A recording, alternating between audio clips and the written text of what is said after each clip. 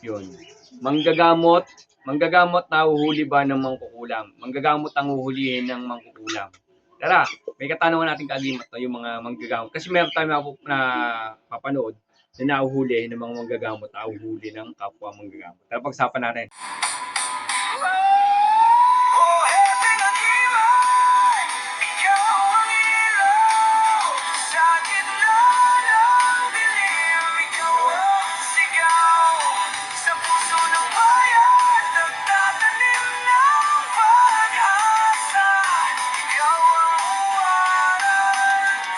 Walang katulad. Mapagpalang araw sa inyong lahat. God bless at more blessings sa inyo lahat. Yung mga kagimat no, at may katanungan natin kaagimat na ang katanungan niya ay kung ang manggagamot ba ay nahuhuli ng kapwa manggagamot, ng mangkukulam. Okay. Tara, pag-usapan natin mga kagimat. Ayun kanyang katanungan. At like ko sinasabi po, lahat na nagamit ng aklat po kay Anthony Islatigo Valderrama, kayo po rumekta po ng PM, kahit mga libreta, rekta na po kayo sa kanya ng PM. At mga kagimat, sinasabi ko lagi kung kayo agi sa aral ng Team Happy Agim, skip lang kayo para hindi kayo negatibo. Ayaw nyo na, pinapanood nyo pa, hindi lalo kayo kinakain negatibo. Doon po kayo sa mas gusto nyo lang po, no, para hindi kayo kainin ng mga negatibo na enerhiya, mga kagimat. No. Para sa inyo din po yan. Yung mga kagimat, no, may katanong si Kuya, no, about dun sa manggagamot na nahuhuli ng mangkukulam. Actually, mga kagimat, no, meron kasi manggagamot na nahuhuli ng kapwa manggagamot. Pero yung part kasi ng manggagamot, mahuhuli ng manggagamot, mahuhuli sila ng mangkukulam ay hindi po pagka yung kinumbati po, hindi po. Pero may nangyayari po na history,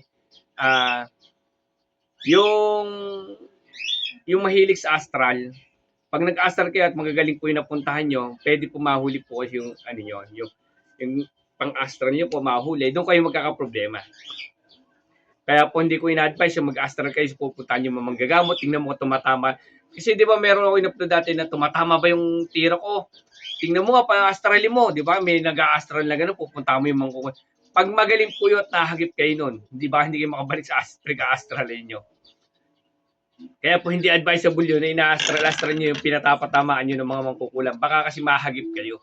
Yung mga asal po ginagamit niya, may mga pinagagamit naman po niya, pero yung sa mga mangkukulam, para puntahan nyo, kung titingnan nyo na tama yung tira nyo, ay hindi po advisable yan. Baka po mahuli kayo, magkakaproblema po kayo.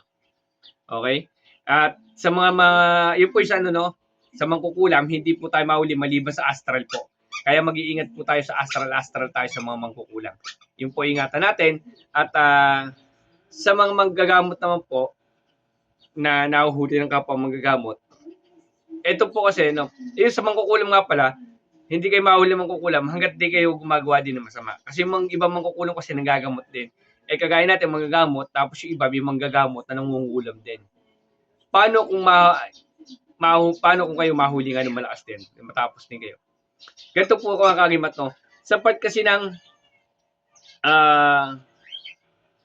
mga manggagamot, kaya po nahuhuli ang manggagamot, ang kapwa manggagamot, kasi po gumagawa sila ng mga kaliwa. Magagawa sila ng mga pangkukulang, pambabarang, pananakit sa mga pasyente at sa mga nagpapagawa sa kanila. Ibig sabihin, nagduwal sila, mangkukulam sila, manggagamot sila.